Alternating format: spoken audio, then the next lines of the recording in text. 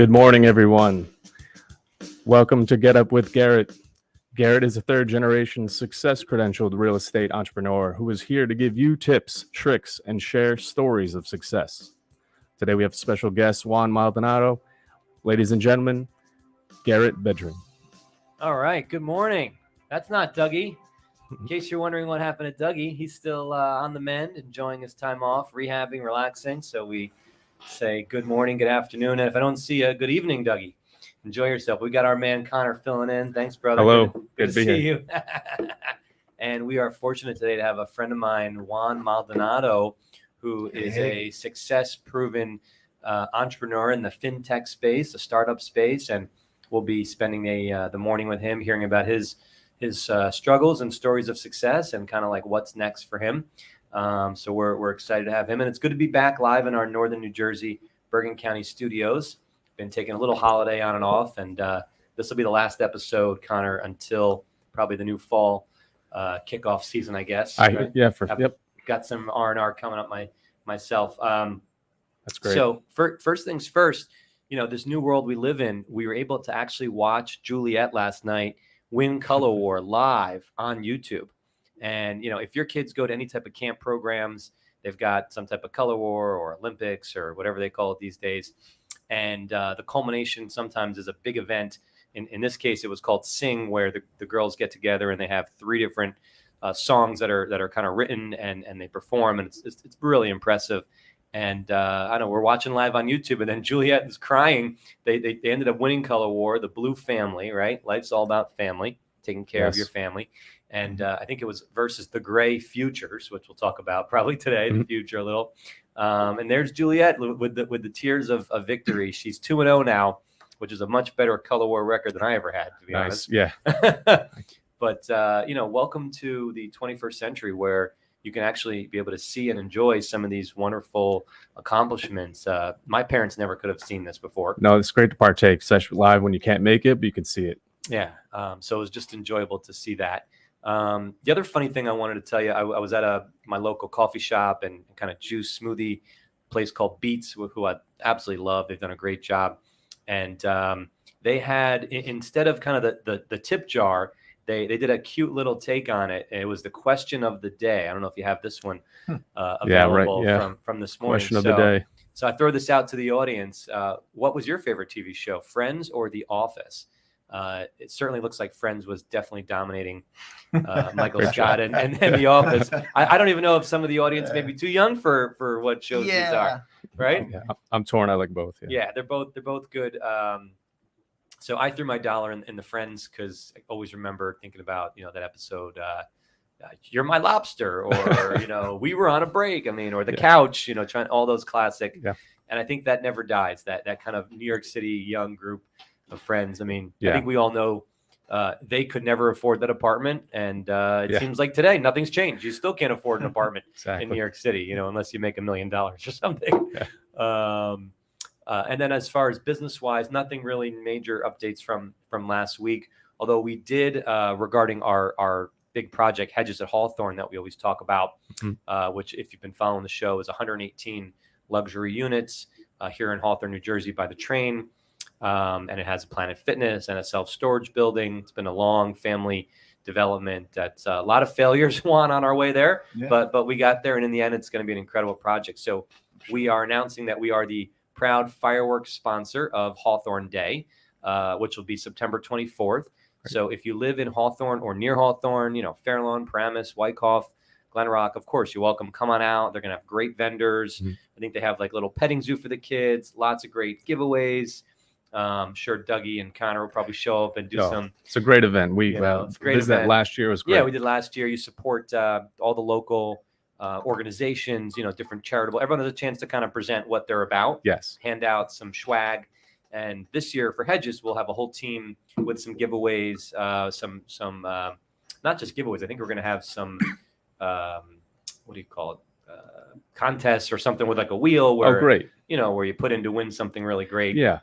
And of course, we'll be able to give you more information about Hedges. So that's coming up. And then at night is the big fireworks, which is exciting. So we'll be sponsoring that. That'll be great. Get everyone together, hear what you're about. Everyone have a good time. enjoy the weather. Absolutely. And you want to be part of the community. No matter what business you're in, it can't just be about the money that you put into your pocket. It's got to be about the money that you put into your community, because without your community, you're nothing. And I never want to be somewhere I'm not welcome.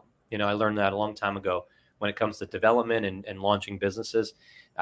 We have too many good opportunities to work on, and we can't just be in a fight all the time. That's right. Doesn't make sense. Cooperation. Absolutely. So those were some of the things that I wanted to cover business-wise. I don't know if you've been watching the news at all about what's going on with inflation and what's going on with the market, but there was some great data that came out, I think, today and yesterday, that inflation looks like it's cooling. I mean, it's still super high in terms of where we are, but it's not going higher. And so the question is kind of, have we peaked on inflation? I mean, have you seen things pause in terms of when you're out buying gas or groceries, and not necessarily go down, but not continue to go up? I think more of a crest, right? I think you're right. Yeah. What about you, Juan? Have you been out and I would agree with that. So first and foremost, thanks for having me on the show. Appreciate that. Inflation is definitely something that for now seems to have been, they've been able to kind of put the lid on it, so to speak. I'm not sure if it's still in the double-digit range or close to that vicinity. Just kind of high singles. Like basically, they're saying if everything went the way it was for the rest of the year and didn't go up, it would end up the year like 8.5. Okay. All right. Yeah. No. So I definitely haven't. I felt like things are stagnant. I mean, the pumps are really what it comes down to. Have you seen a change on the pumps? No, I think they've been stagnant. They've been stagnant, which is a good sign, right? Like, you definitely don't want to have to pay more. It's brutal. I mean, you go to the pump, you're like $100 to fill up your car, like easily. I don't know how people afford that. I mean, well, that they is start crazy. Walking. So walking, I love walking. I walk. You grew up in the Bronx. I mean, did you walk around? Were you on foot a lot, or were you on the bike, or what were you doing? Well, I wouldn't walk around so much in that neighborhood where I grew up, but I think when I was a kid, we would go out. We would definitely go for our strolls in the neighborhood during the day, not so much at night. Now, different kind of scenery, so to speak, right? But man, I'm a big walker. I love to kind of get out there and just absolutely, man, smell the fresh air. I always feel like as an entrepreneur, when I'm out going for a run or going for a walk, I know this can sound crazy, but I feel like I'm moving forward. My body's moving forward and my brain then moves forward all in one. Like when you're stagnant and you're on the couch and you're lazy, then I just kind of feel lazy, which is, by the way, nothing wrong with doing that, with going to watch Derek Jeter's, show on ESPN or picking a Netflix. There's plenty of time for that too. But my body in motion creates my mind in motion, and I become instantly more creative and just more positive. You ever feel that way? Yeah, no, I would agree wholeheartedly, man. I do some of my best thinking when I actually walk my dog, as crazy as it sounds. That's like where 100%. My creativity kind of really comes to light. You know what I mean? Like, and also when I run, right. I'm an avid. Well, runner. The running releases obviously the endorphins, but sure. Like I've been taking this class at this new gym called Drop Fitness, and one of the classes they have called the Mile High Running Club, and it's these beautiful treadmills. They're like these slat. I don't know what you call them, but they feel like the road. They feel like a tire. Oh, they're not like a basic treadmill belt, and it's just very comfortable. Excuse me. And you put on headphones like this, and the instructor is in your ear talking to you, telling you what level to go to. We're going to do a 1 minute, at level 3, and then we're going to bring you back. And of course, the music. Right. And you are so zoned in, like you're not thinking about an email, you're not thinking about a call you forgot to make, and for some reason you just lose your mind, and that releases not only the endorphins but the creative juices to kind of like, well, you know what, maybe I should look at that differently. I'm a big push. I really believe in that. By the way, what kind of dogs do you have? A Maltese. Maltese, Simba. He's about 11 years old now. Yeah, he has the heart of a Rottweiler though. It's funny about small dogs. Yeah, the smaller they are, the louder they bark. Yeah, small bite, big bark. Yeah. And I love walking my dogs, Charlie and Daisy, and seeing when you're kind of at the low street level, you get down with them and you see the nature. It lets you appreciate the world differently than just kind of from behind a computer screen, right? Perspective, man. Yeah, for sure. And you can change that. Like if you're having a tough day and you're jammed up at work and whatever, you got a problem where you just can't get out of, like you can go to the bathroom, splash cold water, wash your face, like go for a walk. Just go take a 15-minute, not a smoke break, go for a walk around your building. Like let your body kind of decompress. And I think it can be really helpful. I don't think people do that enough. Yeah, I would agree with that as well. I think, meditating is right along that vein. There's so many apps out there, right? Like you can kind of pick yours. Flow, Headspace, Headspace. Calm. Right, Calm. There's a ton of them. But overall, people still have to do it. Right. Right? Like you can have the path. You Right. can We'll have the remind you tools. it's time to meditate. I Yeah. get that too. You can have a hammer, but if you Yeah. don't use these tools, then ultimately you don't reap the reward. But yeah, I think meditating and walking is right up there. Anything that can change that kind of cadence, right? Like if you're in a rut, like not even in a rut, but if you feel yourself bubbling up and getting agitated about something, I'm a big proponent of like, all right, let's change course here. Yeah. Maybe take a walk. It's Excuse me, disruptive, walk right? outside. Disrupt the Yeah, routine. you have to break. And that's that important with Absolutely. raising kids and dogs too. for sure. Because if you're finding the dogs are going nuts like that, then go back outside, and change the scenery, right? Change the smell, change Yeah. whatever the system is. So I think that message works as you get older. It's funny. So I have my wife and I. We have a daughter. She just turned 1, so she's actually 13 months now. Oh, And her name is Isabella. Amazing, like my greatest That's joy, great. my Yeah. greatest Congrats, pride, my man. greatest everything, right? And we're learning, right, as first-time parents Of usually course. do. So we're like sponges. there's We're no reading all- manual, right? There isn't. There's no. They That's- don't. and When that's- you leave the hospital, you I don't get agree. it. You don't- thought you have to were. figure it out on your own. No. But there's snippets and there's IG posts and there's Right. influencers. So Yeah. we take a little bit from everyone. Yeah, and of one of the course. things that we're hearing now is that you're better off in terms of telling your kid no, because they don't really process what that means. You're much better off distracting them, which is in essence the same thing. You're Yep. disrupting that behavior, Right. right? Like, so if Right. they're having like a tandem, you can kind of distract them with, hey, look at this key, look at the distractor. I say, like, I literally label it a distractor because she doesn't know how to That's speak great. yet. But that's really a good trick for babies, but I think it also works well for adults. Yeah, I think when you're in a rut, distract, go outside, Man. reset, come back in. It also works well in summer camp. They were telling me when the kids start to get a little homesick, they don't call it homesick. They say, "Oh, you miss mom and dad. That's normal. That's okay." And then they distract. They go on to the next. They take them to go Right. make jewelry. And so I think that's a great, simple strategy that entrepreneurs can use when you're kind of jammed up. You're in a rut. Go outside, take a walk around the house, just change it. Go to the gym, go swimming. Totally disrupt. Just like a business Yeah, disrupt. for sure. Speaking of disruptive, that's a perfect segue. Let's sure. talk a little bit about the business that you built with your team, Arcus, right? Yep, And as yep. part of the fintech space and kind of a bill pay system for Latin America that you guys developed, 10, 12 years ago? Roughly about 10 years ago, yeah. So 2012. let's jump into kind of give us the 50,000 foot view. What Sure. was the business in layman's term, right? Let's explain it to the audience, and then let's talk about why you got into that and then why you got out of it. Yep, for sure. I started. We started Arcus in 2012, and even before that, I've always had this fascination with the world of finance. Right, like I come from very humble beginnings, growing up in the Bronx. I grew up poor, and from a very early age, I knew I wanted to break that poverty cycle. So that was something that, even to this day, is still innate in me. Right.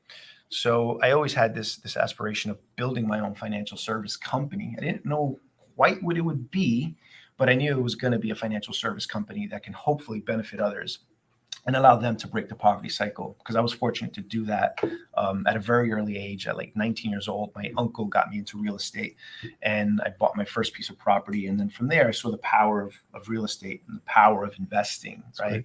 And then that kind of led me down a path to ultimately get into finance as a profession. And I got a job on Wall Street working at Lehman Brothers on the trading floor, and then segued into the kind of financial technology space, right?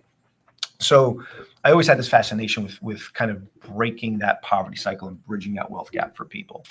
So early on, we kind of had this idea to kind of go after an industry within finance that we can disrupt, right? And I remember after I left my job, I was working after Lehman Brothers. I left literally right before the financial crisis in 2008. Good So, timing. no, perfect timing. So I literally tell people I had a front row seat to the greatest recession, I think, to this day, right? I was on the trading desk. We were selling mortgage-backed securities, and we saw this whole thing unfold, right? So that does something to you, right? That really does something to you. You start to see like kind of poor decision making. You start to see reckless behavior, and you start to see a lot of the gaps that we still see today between the have and the have-nots. And I remember wanting, like leaving that and then transitioning on the complete opposite side. And I remember right around that time, there was this initiative that Mike Bloomberg, who was the mayor of New York, since I grew up in New York, had called the Financial Empowerment Center. And it was basically this whole idea that we can create financial literacy program, right? And counseling services that would help low-income families in these neighborhoods from which I grew up in, ultimately kind of get out of that and break that poverty cycle. It's wonderful. Yeah. So I did that. And I remember in doing that work, one of the things that kept propping up was that a lot of immigrants would send money back home. Yes. And, a large, take in mind these people were earning, minimum wage, right? So a significant portion of their salary was going towards remittances. I was like, wow, this is insane.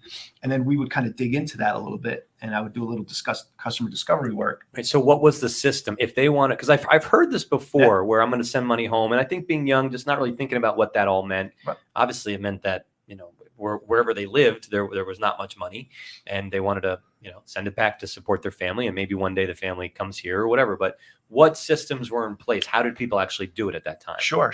So Western Union, right, was pretty much the only route. And keep in mind that I come from an immigrant family as well, right? So I'm Colombian, and I remember early days on, we would be sending money back to Colombia. Okay. And then we stopped doing it at a particular point. I didn't quite understand why. Right. Later on in life, I come to find out that it's because it's incredibly expensive. Yeah, sure. There's very little transparency around the process, and more often than not, you're still not really sure if the How do you know? I mean, there's risk, right? Right, but there's also how do you know if the family member is actually using it for what it's intended for? Sure. And that was the thing that always kind of stuck out at me. So anyway, I end up kind of having these interviews with a lot of the people that we were helping, and they kept mentioning that they didn't like that process, right? Like it was very transparent, high fees. Right. You didn't really know where the money was going. So that kind of led to this hypothesis that, well, if we can figure out a way to productize the idea of supporting your family, because people don't send money because they want to send money, right? People send money because they want to support their family. Mm-hmm. And I can understand that. So we started digging into that, process. And we were like, all right, well, if 70% of the money that gets sent abroad is used for necessities like paying bills, food, water, electricity, et cetera, why not cut out that entire process, right, of having to send funds only to have them leave their house, go to a rural area, risk being in danger, take a day off of work, and then basically convert the money and then come back. It's a very cumbersome process, very expensive, no transparency, fees, all that stuff. So we got to this point where we're like, all right, well, if we can just partner with a utility company, then we can figure out how to, how to kind of circumvent that, right? And kind of create a new direct line to supporting your family. And that idea, I mean, it was novice in the beginning, right? Like, and 10 years later, now you have this concept of Apple Pay. So we were basically trying to create Apple Pay in Latin America before Apple Pay. Incredible. Wow. The idea was there. Yeah. Wow. So that was the idea, is that you could basically kind of send this, this gift card, this code, this thing that they could use at a supermarket to pay, or they can use it at, utility company, et cetera. So the idea kind of took off. So Juan, let me just stop. So you would partner, when you mentioned utility company, meaning that this code, I could go to PSENG of Latin America or whatever it is, electric company or water company, and they would accept this code as a payment, right? So it's like a credit to your utility bill, right? That was one partner? Yeah. So yes and no. So for like supermarkets, yeah. Okay. Because there were so many iterations of this thing, right? Like, we ended up getting into, I don't want to get ahead of myself in the story, but like we ended up getting into Y Combinator, which is one of the, if not the most potent accelerator in the planet, right? Like Y Combinator has given birth to like Airbnb and so many billion-dollar companies. Right. So I remember when we got into YC, it was just like a whole world had opened up to us. Sure. like how to actually build a business. Everything prior to that, we were just like literally messing around. We didn't know what the hell we were just doing. throwing the wall and seeing what worked, right? So, one of the early iterations pre-YC was creating this whole, like Apple Pay scenario,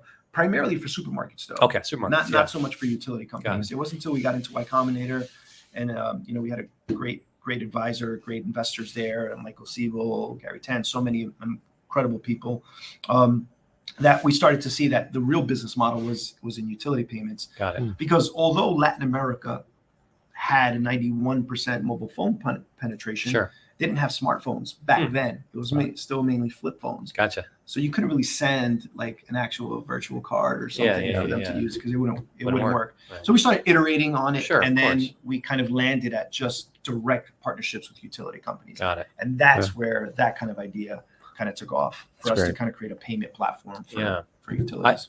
Connor, he made an interesting comment. He said, productize the idea. I don't know if it's a real word or not, but I understand exactly what it means. Right. And it's important because it makes sense.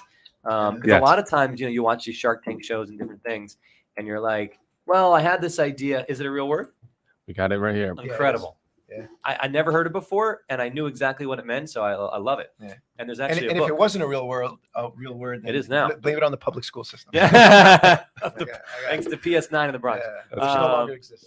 But to make a long story short, you get a lot of people who say, I got this idea. Like every time people will walk into my salons, right? Salons by JC, and they'll be like, oh, you know what? I had this idea 20 years ago that I wanted to build little miniature hair salons. I'm like, great, good for you. That's not good enough. Right. Like, I'm sorry. Okay. Yeah. Having an idea is not good enough. You got to productize the idea. You got to make it happen. And that's what separates the heroes from the zeros. Like, you got to go out and do it. Yeah. So I love that you said that. I did not know that was a word, but I knew exactly what you meant. So it should be a word. And I'm glad it is. So yeah, we were able to do that. And then, we started to kind of stumble onto something. All right. We have something here, right? Sure. Like, slowly but surely we started partnering with different utility companies, and, we started expanding to different geographies. It started in the Dominican Republic. And then, we kind of segued into other geographies, Mexico being the biggest one. Obviously you had, I think, a total of 28 billion that was remitted back then when we were doing the stats to Mexico alone. So it was like, okay, that's the place that we need to be. The only problem is after you start doing that, we were at the beginning a B2C company, right? So we were trying to sell the service directly to consumers. It was the age of apps, and every company, every startup, wanted to be an app.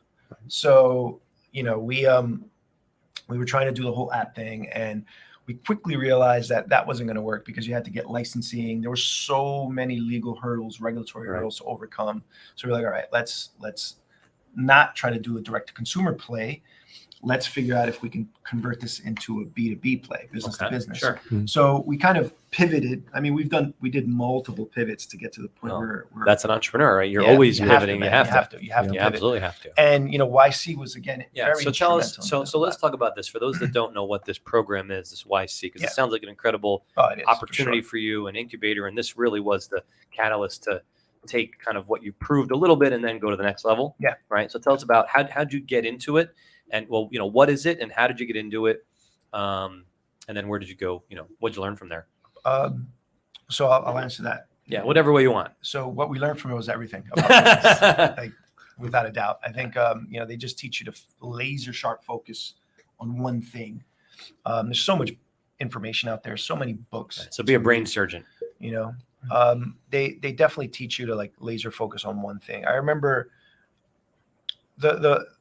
the program is structured in such a way. So it's an incubator, right? And back then we were early batch, right? So I think I'd like to say Reddit, Alexis Ohanian was probably maybe the first batch. Yeah. Who's coincidentally was also one of our investors too. 2007, 2008-ish. I might be off by a year or two, but they were like the first batch, and they would only do in a handful of companies. By the time it got to us, 2012, they were doing 2 batches. So they do like a winter and a summer batch. They still do that to this day. But when we did it, it was maybe 60 companies. So 60 in there together. Yeah. So still a small cohort by today's standards. Today, I think they're in the hundreds. In the hundreds. And they're global. Sure. Much more offices all over. Right. But one of the cool things about the program is every Tuesday they would have, and this was before, obviously way before COVID, a lot of it would be in person, and they would invite, some of the most amazing entrepreneurs on this planet to come in and speak to you. So I remember we would look at the roster, and sometimes they Right. wouldn't tell you who was up next, and we would alternate it, right? Because we were kind of, we were in Silicon Valley, but our operation was in New York. It was in Washington Heights, right? Because we were trying to use the Dominican diaspora as a test pilot. We would kind of alternate. And I remember, like, we ended up going, just me and one of my other partners, and the guest speaker was Mark Zuckerberg. Wow. So we're in a room with Mark for about 4 hours, and it's a room full of maybe 40 people, not that many people Small group, at all. And it's Very like small group. you're just throwing ideas back and forth, and Yeah, you're just so he was- honest kind of Yeah, feedback. so he was super open, super Right. candid about his journey with Facebook. We learned a lot. We got like the raw, uncut right. version Sure. of Need it, that. like the fireside chat version. Exactly. And that was amazing just Oh to my hear God. someone incredibly successful kind of just open up and just tell us his story. I tried to pitch him on the company. Back then it was Regali, Yeah. but he had obviously had a lot. Well, of don't they have like Facebook Pay or something at some point? That's right. Yeah. Yeah. Well, I think So they also maybe did that was Libra, but then they shut that Yeah, down. yeah. But amazing. Like, he was just such an inspirational person, still is. But for me, a kid from the Bronx, right? Sure. That very humble beginnings. I mean, I was working as a janitor throughout putting myself through college Incredible for 7 story. years Incredible. before I can land a job on Wall Street, right? So, like, come from very humble beginnings. So for me to be in that room amongst other Oh, yeah. entrepreneurs, primarily from Silicon Valley, and have someone like Mark Zuckerberg speak to us to kind of share his story and motivate us on our journey was just so humbling and so incredibly powerful at the same time. Yes. So I think the way the program is designed, it's really structured in such a way where they know the entrepreneurship journey is primarily an emotional one, right? Like we spoke earlier on Interesting. about the importance of being able to disrupt Right. behavior. Well, you need to disrupt behavior because sometimes you have bad days, right? You have Right. good days, but sometimes you have bad days. And I think with entrepreneurship, it is very much an emotional roller coaster.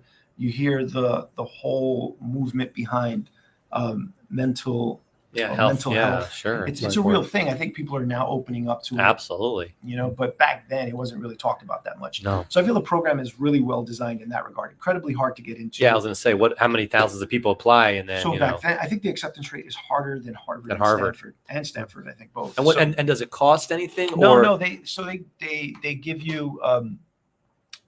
Back then it was $100,000 to start. It's a 3-month program, and you're kind of working with an advisor. So we had a group of like 3 or 4 advisors that would kind of hold office hours for us, Right. and they would again coach us, mentor us throughout that whole process. I learned so much, and all of us did. And you just kind of get that network, that camaraderie. Of course, that's the You're- value of it, and then Yeah. and then someone becomes one of your investors, right? So Yes. you actually met investors through this program. Yes. We actually got some checks from directly from some of the Incredible. investors. So the way it's structured is, you have that process of 3 months where you're doing a lot of what I just described, right? You're having these office hours, you're working on your product, you're connecting with other founders, Priceless. Yeah. and you're having these Tuesday night like dinners where they kind of tell you, or they invite special guests to kind of come in and tell you their journey. And this was in Silicon Valley. Yeah, This yeah, was this was in- and you were living out there for this period of time. Yeah, or- well, back and that's forth. right. We were kind Yeah. of breaking up our time between Yeah. New York and SF. But yeah, ultimately the whole, it kind of builds up to this Sure. demo day Yeah. where you present In what front you've of been everyone? working on That's for the past 3 Wow, months in front of so a cool. room full of investors. And like Ashton Kutcher I remember I pitched Oh my Ashton God. Kutcher, Wow. MC Hammer. So how do we Yeah. get Bill people, Montana. Connor? Is there a website or something? Yes. Let's YC, put this up. What's the Combinator. web? Is it Yeah, that's yc.com or? yeah, sure. Yeah. Yeah, we got to share this. This is really, I mean, I That's heard about this a incredible. little bit, but never the detail that you're talking about. Yeah. And so if you're watching and you're thinking about, how to productize an idea and how to take something and go through an incubator program with incredible support from entrepreneurs and potential investors that you may have publicly heard about or seen about, whether they're founders of tech companies or they're just legendary investors, I always recommend being part of something like this because hearing, the best practices, whether you're in a networking group, like we're in the Young Presidents Organization and other real estate groups, that just kind of raw fireside, take the ego out of it. Let's just get down to it. And for Zuckerberg, I mean, that's pretty rare that you would see him do something like that. Yeah, So for that's sure. pretty special. Yeah. And Yeah, so it's a great story. There's and- tons of companies that have been. Yeah, they funded. So what are some of the biggest ones? You said Reddit has come out here. I mean, Airbnb. Airbnb, DoorDash was actually. DoorDash? They were actually in our batch. So Tony and You're kidding. Yeah, no, I'm not. You don't want to just go with them? If hindsight, right? If you Yeah, yeah. You guys got a pretty good one. Can I get in on this one? Yeah. They did incredibly well, right? Like incredibly well. Yeah, Kudos to them. 100K put into DoorDash 15 years ago. Yeah. It's good It's times. a lot. There's a lot of comments there. That's all I can say. But yeah, no, they like it's a great program. They have a lot of information. Like a lot of what I'm saying, Cool. I think is already online. Yeah, sure. So it's not nothing. No, that's new. not confidential. But, It's what it is. Yeah. They even have like the startup school and again, So just cool. amazing cohort of advisors. And we definitely, as a company, I think owe a lot of our success to them.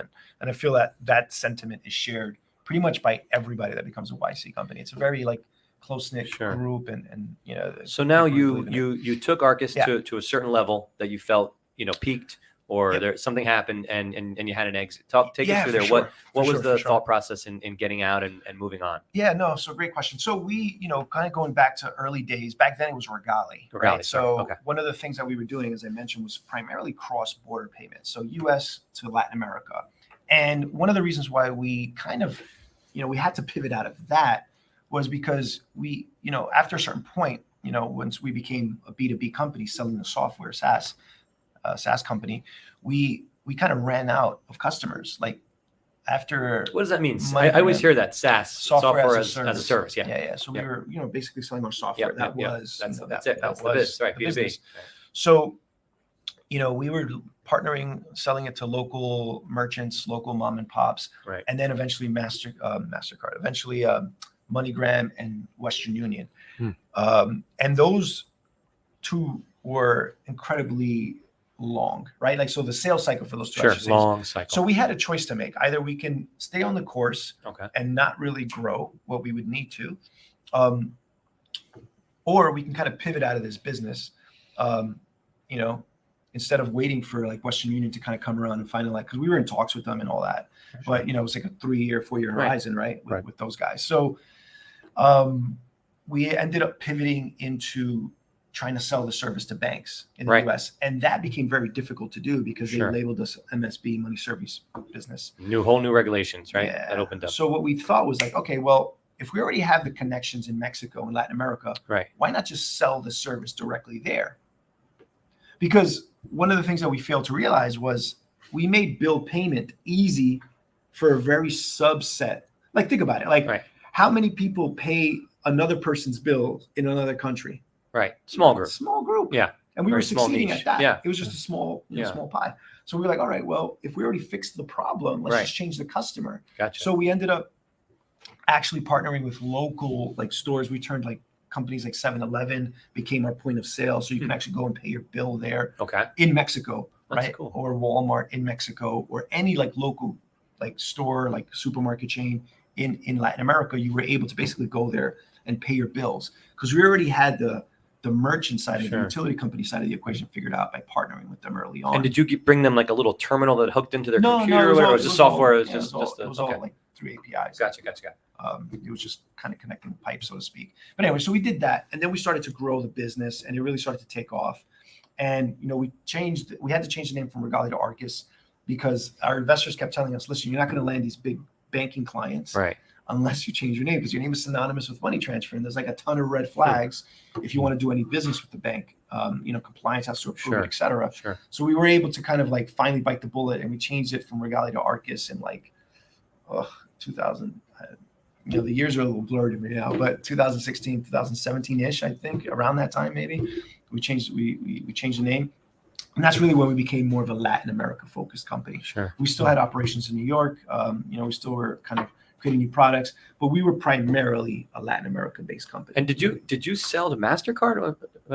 So yeah. Wait for the good part. This is coming from janitor to MasterCard. Okay, Yeah, here we right. go. So what's funny about selling a company? One of our investors, I remember Gary Tan. He's a founder and former partner of YC. It's a well-known investor. Yeah, of Yeah. Initialized Capital.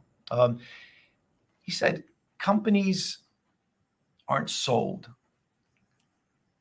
Companies are acquired. Wow. And that always stuck out to me, right? And it's true, right? Like companies are bought. And the reason why companies are bought is because you've built something of value. Somebody sees it and wants to take it and do something with it. Yeah. And put their spin on it. For sure. Or they feel like it's grown from one particular point and they can 10x it from that. Sure. Right. And I think for us, we were able to build something like, I think right around the time we started early discussions with MasterCard, we were under 100 employees, maybe 70 in that vicinity. And, I think a company like that has typically a buy or build kind of option in play. What's easier? And if you want to start, kind of developing your foothold and expanding into a new territory, you usually end up, acquiring another company that's already kind of developed a presence for you and built the foundation. And then you can kind of take that foundation and scale it. And, I think that's pretty much what happened there. So we were able to, to successfully sell the company to MasterCard. Wow. We say in my community, we say mazel tov on that. I mean, that's just incredible to think about. What'd you say, 9 years as a janitor and from the Bronx, right? Humble beginnings to actually, working on Wall Street, building the company, that provided an important, you were solving a problem, but you're also providing something that people needed, right? Sure. So that kind of helps the heart. We're still helping millions of people today, right? Like I was, like the reality is that there's millions of people, I think, that we serve per month that are still using our service and bettering their financial lives. They don't have to leave their house and go to like a remote area to pay their utility bill in Mexico. They can just. But Connor, remember, how I always say, like, as an entrepreneur, don't get so focused on A to Z. Yes. Try to go from A to B, B to C, C to D. We think about one, you're like, all right, well, when you were little, when you were growing up in the Bronx and some tough areas, you weren't thinking about selling to MasterCard, right? You were thinking about not getting jumped in the street that week, or right, and then progressing yourself. And how can I do better for my life? And how can I work to pay for college? Okay, so be the best janitor that I could be ever, the world's greatest janitor, pay for college. Go to college. How do I get that great job? How do I get that internship? How do I, befriend my professors so they can make recommendations for me? How do I get my first Wall Street job, right? How do I move up that ladder? And then how do I start this company? How do I keep learning from YC and meet new investors, right? How do we adjust the product so more people need it? All right, now we've got a great niche, but we can move it to bigger customers. So who are the new partners? And it's just that step by step by step. You don't go from kid in the Bronx to selling to MasterCard. Now, it didn't take that many years from start to finish, right? 9 years. 9 years. That is not a long time to sell a company of that like that. No, for sure. I think, for me, though, I always had a personal goal. I wanted to retire, or so I thought, by the time I was 40. And how old are you now? 42. So, luckily for me, a lot of the things lined up. Yeah. You know what I mean? But I feel like the success honestly happened. And I say this to a lot of people that I mentor now, because I in this new space that I'm in, I try to give back, and I try to help mentor other founders, by leveraging my experience, right? Like, obviously I made some really good decisions, but I also made a lot of mistakes throughout that journey, like a lot. And I think those mistakes are really what's probably the most valuable piece whenever you're kind of passing information forward, right? It's not so much the successes and the wins. Anybody can get up here and be like, hey man, I built a company, it got acquired, right? And then, what do you learn from it though, right? But yeah, I think it, the real lessons learned are, hey man, I kind of made XYZ mistakes, and this is what ended up happening because of that. And then this is how we were able to recover from it. I think those stories are the ones that seldom get told, but have the biggest impact on another founder's journey. Yeah. So I spend 100%. A lot of my time now kind of doing that and kind of mentoring other kids. But yeah, man, I early on, I think when I was growing up in the Bronx, I just had this inkling where I was like, I know I deserve better than this, man. Like, I know I deserve better than this. And it's not because I thought I was better than everybody else. It's just, I was exposed at a very young age. Because your dad showed you, right? Well, no, my dad wasn't even around. No, your uncle. Your uncle showed you on the real. So I spoke to my brother about this so many times. I had a chat with him yesterday, and we were just talking about the same topic. It always comes up, like, what was it about us compared to everybody else? And we grew up in a rough neighborhood, man. Like, I think that neighborhood literally just had like 3 shootings in the past year, 3 killings rather. And like yesterday, I think I read on the news that they had a $5 million heroin seized across the street from where we grew up. So it's still a rough neighborhood. Still, right. It's still a rough neighborhood. Long time, yeah. And I remember just growing up, and the only difference between us and everybody else in that neighborhood was the level of exposure.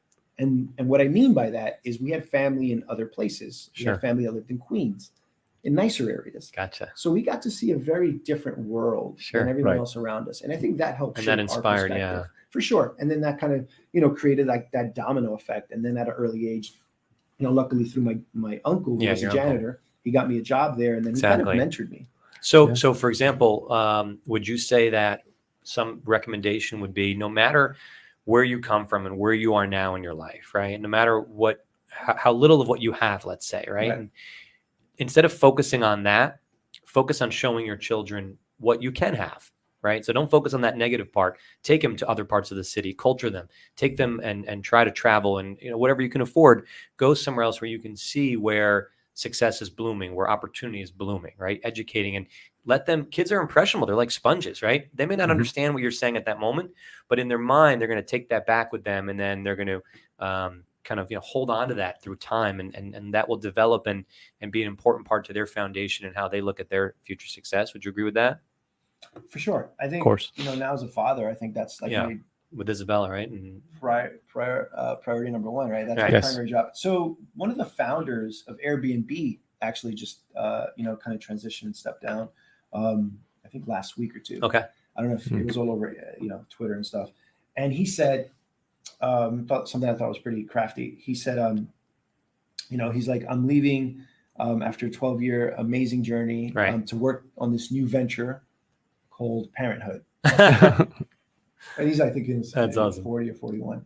And it's true, man. Like, you kind of reach a certain point in your Yeah. life where priorities start to change. Sure. And I always felt that too, very early on. That's why for me, 40 was kind of the cutoff. I really wanted to, I felt like I already did a lot of what I wanted to do. Like I was able to build a successful Yeah. real estate portfolio, make really good investments, good business decisions, and then ultimately build a company. So now that you've retired from chapter one, right, Yeah, of this, because we're never really ever done. Correct.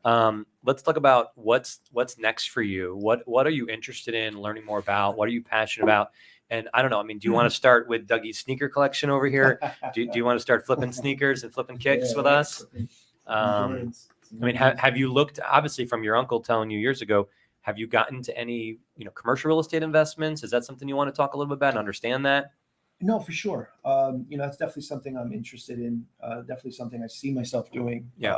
I think with every new venture, I think, there's always that entry point, right? Where you kind of dip your toes Get your into feet wet, something, right? And Before you and jump in. Yeah, you get a feel for it. As far as real estate is concerned, there's three things that I think I have I have experience in, and I do well, and I think I do really well. It's real estate, investing, and then business, right? Like those are the three verticals that Sure. I've had financial, economic Sure. success in.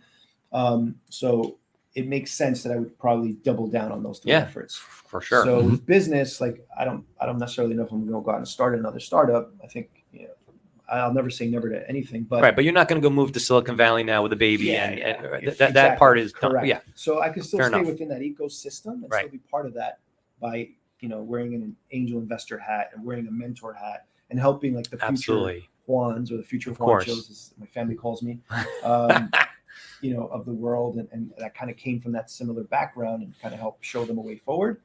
The other one is investing. I think it's really important to learn not just how to save, but how to invest at a very Sure. early age. Yeah. Yeah, that is not taught in It isn't. school. not. It isn't. And neither is sales. No. And investing is so important because so much of long-term wealth in investing comes from staying in and letting those capital those dividends reinvest. Yeah. And that makes a tremendous difference. If you get kind of, let me take it out so quick, and then you get taxed, and being a good investor, whether it's the Warren Buffetts of the world or Ben Graham's or Vogel, these guys that wrote these legendary books, be patient over time, and so I always recommend for people that are, I deal with a lot of entrepreneurs that kind of have this, okay, so now what? How am I defined, right? You're an entrepreneur for 10 years. You have this incredible exit, incredible success.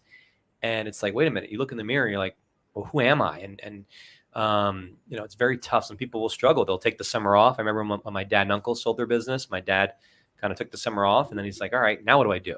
You can't sit home all day. You're not going to be out golfing all day. That gets old. That sounds great when Yeah, you're in the that's good. grind of it, Right. right? You're like, all right, beach house or golf membership, whatever, country club life. And let me tell you, not from my personal experience, but from hearing from family and other friends, it's not what everyone thinks it is. You've got to have a passion. You have to have a motivation, a path forward. So whether it's mentoring other entrepreneurs, doing investing, real estate, I always say like commercial real estate's tough, right? So you don't necessarily know about a project down the road that's going to go in for approvals next year that could be a competitive project to yours, right? It's hard to be an expert in every town and in every municipality and every platform, whether it's storage, whether it's apartments, whether it's retail, and they're complicated, right? You don't know that the director of real estate of, TJ Maxx just said, you know what, next year we're not opening as many stores, or we're going to downsize. Instead of doing 25,000 feet, we're doing 10. And you're like, shit, I just built this shopping center thinking I was getting a 25,000 square foot TJ. They're only opening 10. Well, they're off the list now. So it's complicated. It's detailed. It's tough, right? Mm-hmm. So my professional recommendation would be, before you went on and bought your own thing, would be to invest and kind of be an angel investor, or they call it a limited partner, right? In our business. And, there's a number of different crowdfunding sites you can go on and meet companies that are similar to my family, that specialize in all different markets all over the country. Like if you love Texas, you're going to find a company who's done 30 deals in Texas, right? Right. What do they know about Texas? You love Austin. Well, they do multifamily in Austin. All right, that's your group. And you can watch webinars and you can kind of talk to the sponsors, and you can invest, 50 grand, 100 grand, 25 grand. If you're, there's certain levels of accreditation you have to go through. And basically it's a passive investment. So for example, let's say you invest $100,000 in a property.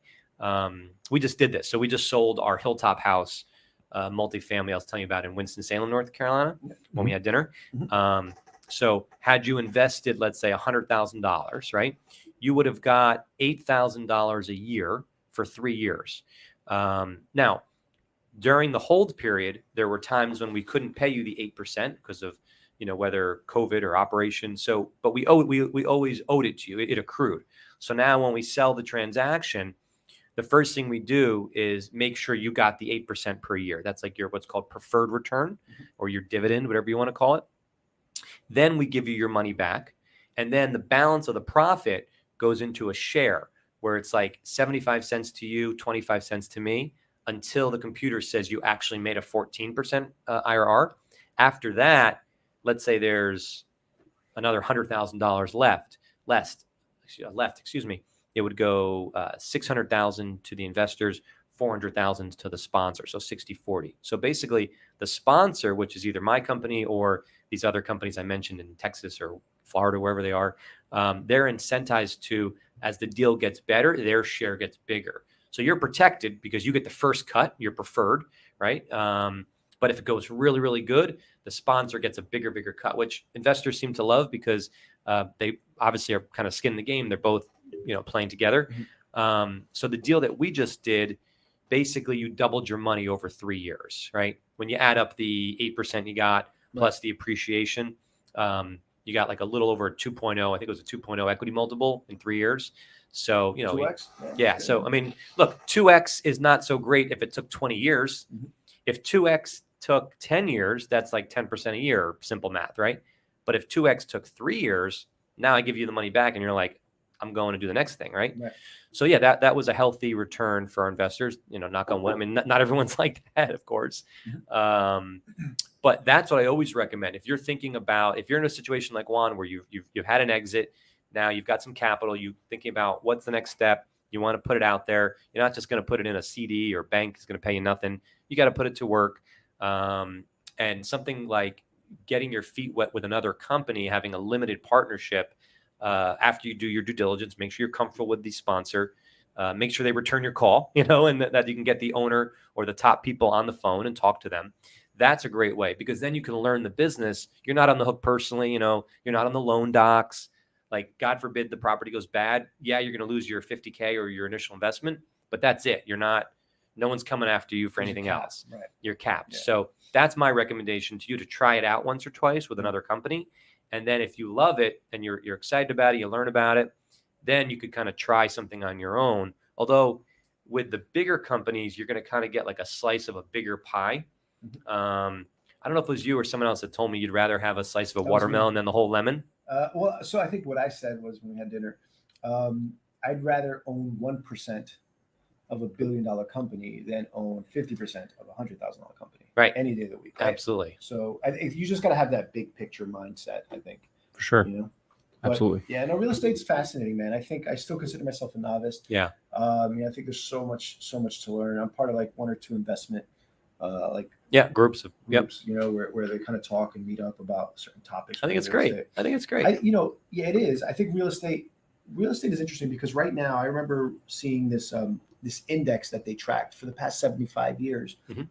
And this is actually what led me to pull out of a deal recently. So my wife and I, we were in Florida, I'd say for a couple months, Yeah. between like February, Sure. March, all the way on like April to May.